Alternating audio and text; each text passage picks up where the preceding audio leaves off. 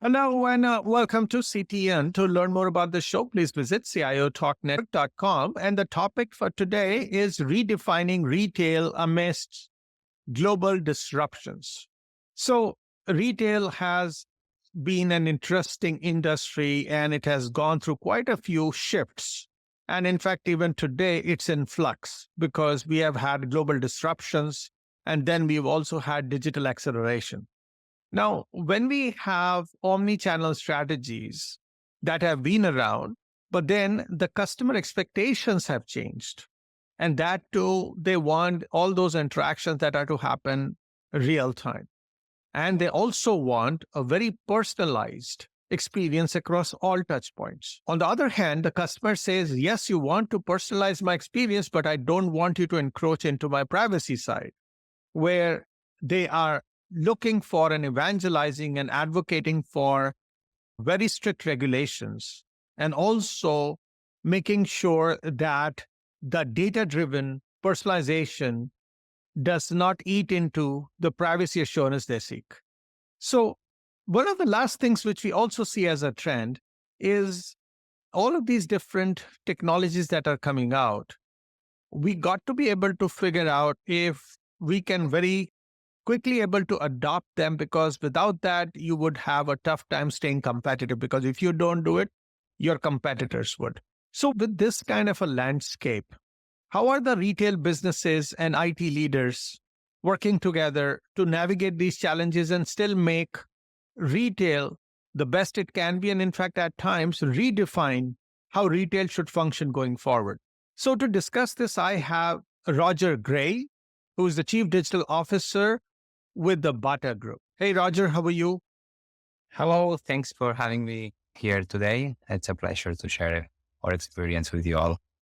Thanks. The honor is all ours. So, Roger, let's start with this first question. Let's talk about, because customer is in the center of all this disruption, right? Or evolution that we want to do. What would you say are some distinct changes or shifts that have happened in the consumer behavior during all the disruption that has happened, which is impacting your business model significantly? Well, I do believe that the customer evolution is something that has been happening for a long time. So by sure in the last couple of years, especially with the pandemic, but also with the digitalization process that it's happening across all industry, or our customer it's evolving. But I don't believe that this is extremely different that the long customer evolution that we have seen probably in the last 50 years or 100 years. And I think that one of the, let's say, or at Bata, the organization that I work for, I mean, we have always these capabilities to adapt to our customer changes since we were born in 1894. So there is many things happening around across the years during this more than 100 years.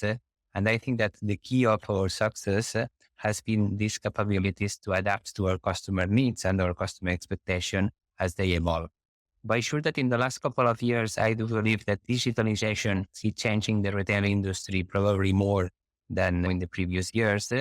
But I think what Bata, as we have always this customer first approach, we have been able also to put in place the capabilities inside our organization to make sure that we stand together with our customers on this evolution. No, probably the digitalization, it's impacting not only in the digital channel itself, but also in the retail industry in general, because it affects it. It brings opportunity to evolve the way you treat your customers, from your CRM strategy, your rep strategy, and also, of course, the digital business itself. Now, what are you specifically, when you talk about these challenges, and then you mentioned that evolution has been going on, that expectations have been changing. What all have you tried to do, and what worked and what did not work? Well, I think that in like every company, in order to evolve, you have to try many things. Some of them, they work. Some of them probably will work, but maybe they are not in the right time. And some others work, no? And I do believe there is, let's say, probably three big areas of customer expectation that all companies we need to evolve because our customers' expectations are changing very quickly. Number one, probably it's the operation excellence. I think that as the capabilities of the companies are happening as we can use the technology to predict with more accuracy or the sales. We can also improve our distribution across the different point of sales. So I think that the excellence in operations is becoming a very fundament of every retailer. That's number one. Number two, it's probably the digitalization itself, being able to build really a consistent omni-channel experience, both from a communication, but also from an operations point of view, making sure that you leverage your stock availability across channels. I think that's also part of this building omni-channel capabilities that every company should have, no? And probably the third pillar of this process is make sure that you use the digital capabilities across all your organization, from customer service to smart artificial intelligence to predict the demand, to supply to the stores properly. Also, you can use technology to track the D2C operations to provide a better customer experience. So also from an HR point of view, really the digitalization is bringing a lot of opportunities across the retail business. And I think, being able to use them, we can talk also about RFID. So there is really a lot of technology elements that can add a lot of value into the retail business industry in general. And I think being able to capture this which have a fundamental pillar of the evolution of the retailers. So, see, if I were to bring it down to basics, retail survives when you promise them that they will get a good variety of products that they may be looking for. You will make the experience of them selecting and buying and getting it delivered or obtaining it as seamless as possible, as frictionless as possible. If there is a product has an issue, you will help take care of it and be as flexible as possible. And then you keep them informed about what else they may be needing. Sometimes they know what they need. So other times you can surprise them. As long as you do all of that, any retail should thrive. If you think at the very basic level, and every retailer understand this basic concept. So then why you think some retailers would be successful in making that expectation or delivering on those expectations and are able to gain a larger market share and a mind share than others? Why do you think some people, some organizations are far more successful than others? Well, first of all, I always like to say that there is many different ways of doing business, right? But I think that when we think about the use of technology to generate value for our customers, the key of this simple sentence is the execution, no? So making sure that you are able to execute this vision, I think it's probably what makes the difference between being more or less successful into that journey. Also, when we think about the operation excellence, again, it's a very simple word, but then really there is a lot of work to be done on the back end to make this happen. Oh? And again, this is something that it's all about executing it the right way. And finally, when we think about the other pillar that we were talking about, which is being able to develop the digital channel to capture the opportunity that this represents for retailers, also the execution here matters a lot. So I will say that talking about technology doesn't really have a lot of complexity, but really executing the right projects to generate value to your customers is what makes the difference. And of course, probably taking into consideration that every company or every brand might be slightly different. So understanding which are the assets that you need to develop for your own brand is what makes the difference on this journey to the success. Now, based on that, now we are talking in this new age of digital disruptions and many other things we want to talk about. Yeah. And we say, okay, omni-channel strategy, which has been there forever, it needs to somehow change in the post-pandemic world. Do you think there is truly a change possible, whether it was pandemic or post-pandemic? Well, I think that the companies that they were developing their omni-channel capabilities before the pandemic, they were the one that move away from the pandemic on a better situation, no? Because I think this omni-channel journey started already more than 10 years ago. When we think about the biggest players like Amazon have been in the market for more than 20 years. If we think about some of the European leaders like Zalando have been in the market for more than 10 years, right? Which means that this digital and omni-channel evolution of the retail industry started many years ago. Of course, that the companies that were able to identify this trend years ago were the ones that entered into the pandemic years on a better situation, and maybe some others. Really, the pandemic helped them then to realize that this channel was really relevant for their business, and especially it will become more relevant in the future. No, and I think that's really what makes the difference. So when we think about this omni-channel journey, I think what following this acceleration that we saw during the pandemic, and what we also see is that after the pandemic, this, let's say, omni-channel split of sales between online and making sure that both offline contributes to the online and the online to the offline, it was just consolidated, right, during the pandemic. And after the pandemic, we see that this is still remains. So it come to stay, not to go back to the origins, right? So then there is, of course, certain elements that on this omni-channel journey are extremely important. We can talk about the consistency across the communication, on the communication across channels, which I think it's the fundamental pillar of the omni-channel strategy, making it clear that the communications remain consistent across channels. And then we can, of course, evolve these omni-channel capabilities, not only through communications, but also through operations, also through pricing strategies, also about collection. But so we can make this omni-channel evolution evolve on, let's say, with a very strong omni-channel approach, but without losing the capabilities to reinforce, let's say, certain areas, taking into consideration the benefits that each channel might have, which, to be honest, I think this is not very different than the physical world. When we think about any retailer across our industry, there is different store formats. You may have some flagship store in the center of the city, or you may have a convenience store in a mall in the suburbs, no? And probably the execution that you are doing and the connection and the offer that you have in each of these store locations might be slightly different, because you also try to adapt as much as you can your point of sale to the local needs, no? And I think then when we add the digital channel into this equation, you should have the same approach, no? So you need to understand that the digital might have some benefits on some characteristics, either for the type of customers or for the way that our customers buy from digital. So, or also from the cost of holding stock in a digital warehouse, D2C warehouse, that might be probably more affordable than in a physical stores in the city center. So really you need to make sure that you make all channels work together without losing the capability to evolve as much as you can every single channel, which might sound a bit contradictory, but I think it's part of the success of the omni-channel evolution.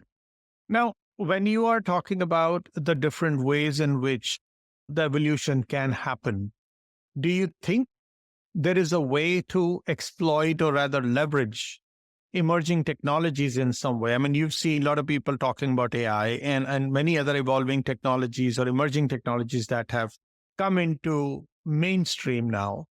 In what way or which all emerging technologies show the most promise for the retail industry? And in what sequence would you like to adopt them? Because doing too much together could also become an impossible or rather a task which may not ever get done.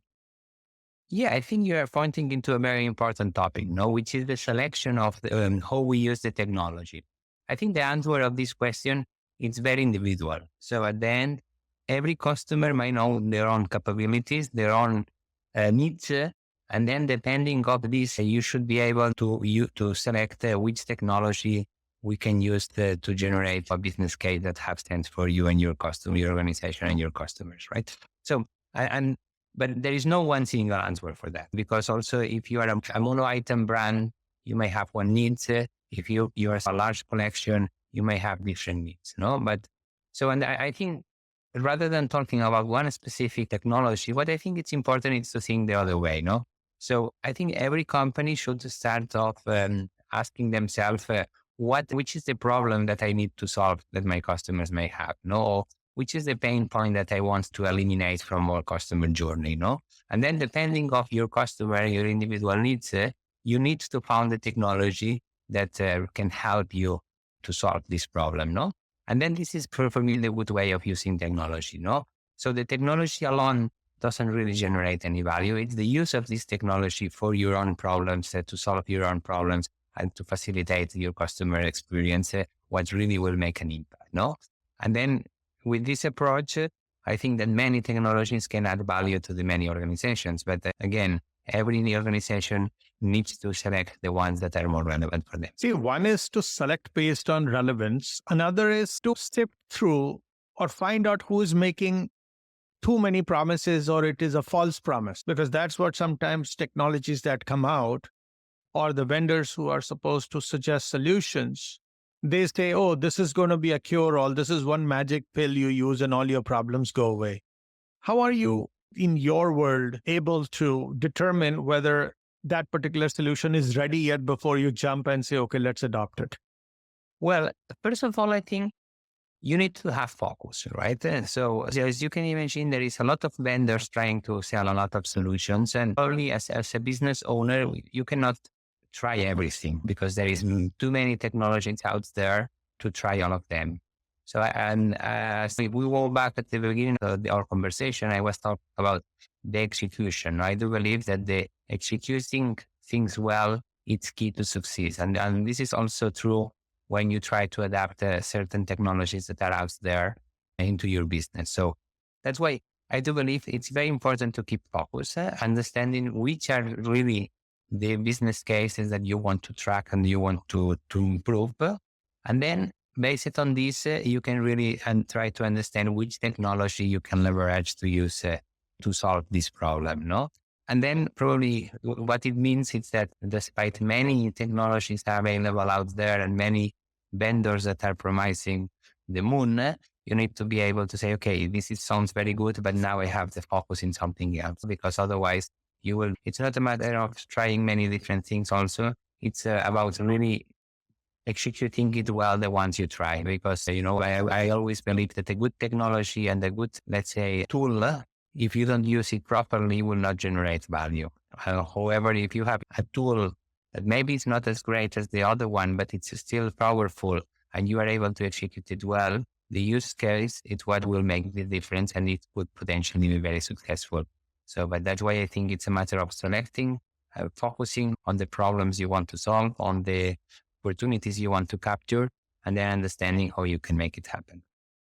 Now, would you say that the regulations, especially the personalization, which gives you the competitive edge, but then there is also concern about privacy, and then there is also other global regulations are coming, like especially in Europe, GDPR or CCPA in other parts of the world, and now I believe recently some other Asian countries also launched their own privacy regulations and data protection regulations. I mean, how, if you can't reach your customers or you can't directly access them, how on earth will you ever be able to get them to get to know about you, get to know about the promotions, and eventually learn your business? So aren't these regulations crippling, or do you think there's a way around it? Well, to be honest with you, I think that data protection for us, it's also a very important topic. So I think we always have this customer first approach, and we always make sure that we overprotect our customers also in terms of the data protection. No, what it means is that you will not be able to execute as much, let's say, business cases or as much business opportunity as you might think, because you need to follow very strict rules like GDPR in Europe. But I think that when we put our customers in the center of our decisions, we are happy with these restrictions, because it's true that maybe we cannot execute all the personalization to all customers as we maybe like it. But on the other side, we know that we create a very safe environment for our customers to interact with us, no? And I think that this confidence also have a payback, no? And then, so coming back to your question, I think that the regulation, it's also good to know for us and for customers, because they can be sure that interacting with us, we will make it on a very safe environment. So, and then every data they want actively to share with us, we will use it on a very conscious way, no? And I think that all the laws that are protecting our customer mindset, it's also very positive for the future and the evolution of the digital business and the businesses in general. Let's take a quick break, listeners. We'll be right back after these messages. And Roger, when we come back, I'd like to further this conversation where while on one hand we could put all these, or rather comply with all these regulations to have people feel trusting as consumers, but on the other side, there are actual data breaches happening. Just because we signing on a dotted line or checking some boxes, that truly doesn't bring trust. So if a customer has to trust us with respect to their data, and there are a lot of data breaches happening, what do you do as an organization, as leaders, to make sure the customers or these consumers keep trusting you? So please stay tuned. We'll be right back, listeners. Today, enterprise technology is both strategic and global. Each week on CTN CIO Talk Network, IT thought leaders from around the world share their experience with listeners as they discuss with Sanjog All how they are trimming costs and partnering with business to innovate and help IT become more competitive, better care for customers, and improve the corporate bottom line. If you want to keep up with IT thought leadership, listen to CTN CIO Talk Network with Sanjog All at CIO.com. You are listening to CTN CIO Talk Network with Sanjog All. To learn more about our program, please visit CIOTalkNetwork.com. Now, back to the show. Welcome back. So, Roger, data breaches still happen. At that point, nobody will care, at least as a consumer, that you were checking the boxes for GDPR or any other regulation, because that's where their trust would erode very quickly. So what's being done on that front? Well, I think we did a couple of things. On one side, I think as an organization, you need to make sure that all the environment, technological environment where your data, customer data are captured, it's fully secure. And this is what I think many organizations like ourselves, we are doing, right? So you really need to create the right environment from a, let's say, data protection point of view to make sure that technologically speaking, it's, let's say, the environment is safe. Also, on during the process of capturing customer data, as I was saying at the beginning on before the break, we are overprotecting our customers. No, so we are always making sure that whatever we use of the data, we do it with a strict, let's say, with a very strict reading of the GDPR regulation. And I think, that's really the approach. So it's a mix of making sure that capturing the data, it's made on a very secure environment, or on a very customer-first approach, making sure that we overprotect our customers. And in parallel, we are heavily investing on making sure that the whole ecosystem of the technological ecosystem that we use to capture and to proceed the data of our customers are really highly secure. Now, when you are talking about this area with you gaining trust of the customer, on the other hand, there's a lot going on at the back end, right? As you mentioned, it's not easy to give a seamless, frictionless experience, because while you can use all the technology, your own people have to be intrinsically motivated. They have to feel good about the kind of things that this organization is doing. And for them, customer becomes the highest priority. But if you don't take care of your people, because they would almost be on the verge of burnout, how could they take care of your consumers, right? So let's talk about the people side, not just tech, but customer service or folks who are picking up a box or whatever else, right? There's a lot of employee count typically in retail environment, and not everybody is super technically savvy or is jazzed up about the emerging technologies. You have to deal with them as humans who are coming there to make a living and still do a good job. How do you make all of that happen, especially in today's day and age when there is way too much uncertainty, volatility, disruptions, and you ask them to change things on a daily basis so that you can keep up? What happens to that poor soul who is trying to do it all? Well, I mean, in our case, to be honest, as we have a long heritage of customer focus, as our founder back in 1994 had the vision of creating shoes for customers, taking into consideration customer needs. I think that this vision of taking care of our customer has been translated year after year into the organization. No? And at least what I can assure that inside the Bata organization, every single member of the team, it's very it's always a customer first approach that is part also of our trajectory. And then what it means is that we always put the customer in the center of our decisions and in the center of our activities, what in everything we do, from data protection, but also from customer experience. And also when we redesign the stores, when we redesign the merchandising, it's always putting the customer first, no? And I think this is really part of our DNA. And then so for us, it's really deep into the organization, understanding. We don't ask what we can do for our business. We always ask what we can do for our customers. And then we know that if what the answer of what we can do for our business is positive for our customers, it will be good for our business as well.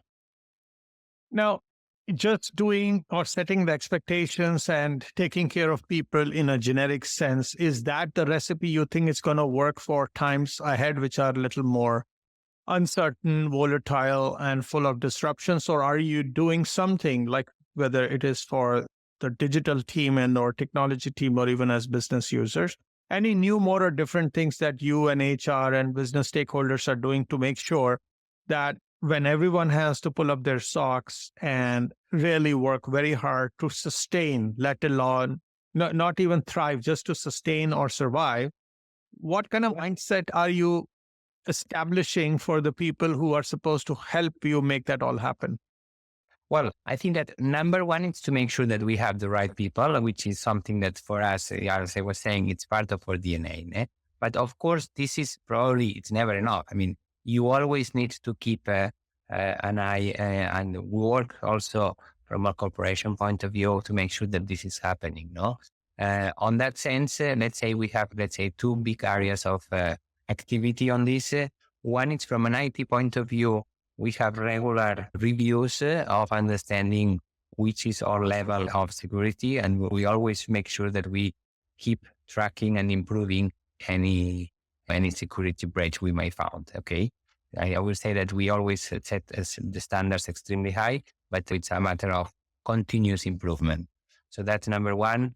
And the number two, also, it's something that it's part also of our daily activities, is that there is an ongoing also training sessions for the employees to make sure that every new regulation happening around the globe, especially with global organizations like yourself or like ourselves, it's really translated across every team member. No? So I think there is a training processes that are also happening to make sure that we are really compliant with the local regulation. No, but I think if you allow me to jump into our existing organization in particular, as we are a very global organization, but we are also very local, which means that in the way that Bata is set up, we really have team in every single market where we operate. With what it means that we have really a deep knowledge of the local needs, also regarding data protection. No, and then when this process of constantly training or organization are happening at a local level, we are, let's say, the level of confidence of making sure that in every single local, we are fully committed and fully compliant with the local regulations are happening at a higher scale.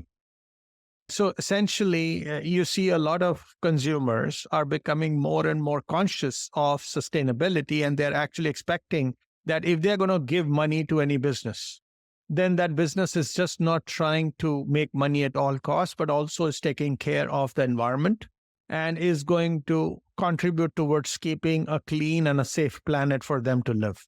And there are two sides of that area. One is the consumer says, this is what we want. So people are rushing to do initiatives for sustainability, but behind the closed doors, it seems that there is a conflicting agenda that, hey, can I realistically spend on sustainability while I have such razor thin margins, which I need to maintain in order for me to survive as a business? So how is retail thinking about sustainability, and to what degree are they ready to invest in it? And what is the value for the business to invest in sustainability besides just positive PR? I think in our case, what I can share with you is that for us, our commitment with the communities that where we operate has been always extremely strong, right? So as part of our, let's say, business plan, we always have a very strong activity in order to pay back to the communities where we operate with many programs to support the communities, we build, let's say, programs in almost every single country where we operate. We build schools so that this involvement with the community has been always a part of our, let's say, Bata DNA and the Bata heritage, no? And I think that for us as an organization, moving this involvement with the community into the environment and to sustainability has been a very organic movement, no? So that's why we embraced this trend as really many years ago, because we always believe that leaving a good footprint on as an organization, it's always something that it's very important for us as part of our business goals. And then on that sense, for us, we take this sustainability very seriously across every single step of our business. So from supply, where we are making sure that the sustainable materials are increasing the share in the coming years. And also as part of in the last couple of years, we have been increasing. So we start to have fully sustainable collections for many of our products. Also, the packaging is becoming sustainable in almost all countries where we operate. And also, when we think about the future, the impact what we have on the energy consumption in many of the countries where we operate, it's getting more and more sustainable. So I think there is many different areas where we as a business, from energy to supply to materials, where also we are really engaging into making sure that we continue evolving and the environmental and sustainability governance in the future. If you are looking at sustainability, that is a great thing. And at least there is a focus on some things which are more important for us as a human race, right? But at the same time, you also want to prepare your business so that I hope nobody faces another pandemic, but there are so many disruptions that could be happening which are impacting the retail industry, which means you have to fundamentally change the DNA perhaps to become more agile and become more responsive, or ability to have a timely response or a quick response to these unforeseen disruptions that could continue to come. So do you think, besides the lessons learned about what happened and how you somehow scrambled to get back, has the retail industry worked towards building those new muscles to make it more resilient for any future disruption so that you better respond to it and keep the lights on and continue to serve the consumers? Yeah, I do believe that one of the takeaways from the pandemic that most organizations learned, they need to prepare for the worst, no? And I think that the agility, being able to be agile, to reduce your buying volumes, to switch from one supplier to the other. So I think this is one of the learnings that we all had during the pandemic. So, and I think that the agility, as you are highlighting, it becomes one of the important, let's say, elements of any organization. And then on that sense, yeah, you're right. I mean, the agility needs to be there as part of the strategic business plan to make sure that when you plan the different scenarios, when you need to plan also on something really unexpected to happen and trying to understand what you will do. It's true that if it's very unexpected, it's difficult to plan. But yeah, I think probably the answer of this is making sure that in as much as you can in everything you do, you need to keep the agility as one of the important elements to consider. So one last question for you, Roger. If you were to envision the future of retail, say in the next 5 to 10 years, and we know things moving way too quickly, it might be tough for someone to predict what happens in the next 5 to years, but just for the sake of us looking a little bit on the horizon, what do you think the retail industry would look like? Well, I think there is going to be a couple of elements that are going to be important in the next few years. Probably the digitalization, not only as the digital channel itself, which by sure will be fully consolidated in the next 5 to 10 years, but also the use of digital across every single area of the organization. No, and I think the capabilities of the organization to use technology to generate value, not only on the digital store, but also on supply chain, on replenishment, using artificial intelligence to allocate smartly the products, maybe on pricing. So really there is a lot of areas where I think the technology will have an impact in the coming years. So And I think that the companies that embrace this digitalization across the organization will be the ones that probably in the next 5-10 years will become more successful. Also, I already talked about the being able to capture the digital business, that despite we see some slowdown after the pandemic, all the projections are showing that in the next coming years will keep growing, probably at a different scale than the years before pandemic, but there is still growth to come. And maybe the last element that I think will make a difference in the next years, it's also the operational excellence. No, I think that the market is getting very competitive. There is the best in class players are really putting the operational standards very high. And I think that all retailers will need to continue, because when you reach operational excellence, you create best in class customer experience, which makes sure that you will retain all your customers, but also creates efficiencies on the cost of operations that will make also some competitive advantage as an organization. So I think that's probably some of the big trends that I see in the future. Definitely there is a lot of things coming up. We have now the rising of artificial intelligence that also it's impacting in many areas of the retail industry. Now, as an extension to that last question, any specific advice for the new upcoming leaders who are trying to tackle the retail industry? Any new muscles they should develop, or what all they should do to build their skills and competencies and the mindset which will make them become a successful leader and create most value for the retail organization they lead? Well, probably if we come back to what we were talking earlier on, I think it's important also to understand your own needs as an organization. So depending of your brand, depending of where your presence, depending of your product, it's important that you put your customers first approach in play. So you need to understand what your customer needs, where are the pain points, but which are your operational costs. And then with all these answers, you really need to try to focus of how we use technology to tackle some of them. I think that's very important. Also focusing on your own customers. I already talked about the operational excellence, but I think that if you are not really good at operations, you will probably face issues in the future.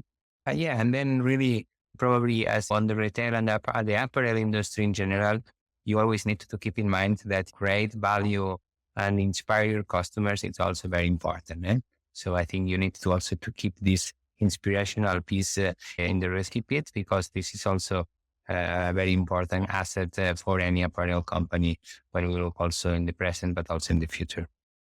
Once again, thank you so much, Roger, for taking the time to discuss what you've learned and, of course, what is the road ahead. And I hope for all the leaders who are part of the retail industry and all the people who are supporting it, you are able to redefine retail amidst all the global disruptions and come out as a winner. So thank you so much, Roger, for your inputs. Thank you. And a real pleasure to share with you these insights, and a pleasure to be part of your product.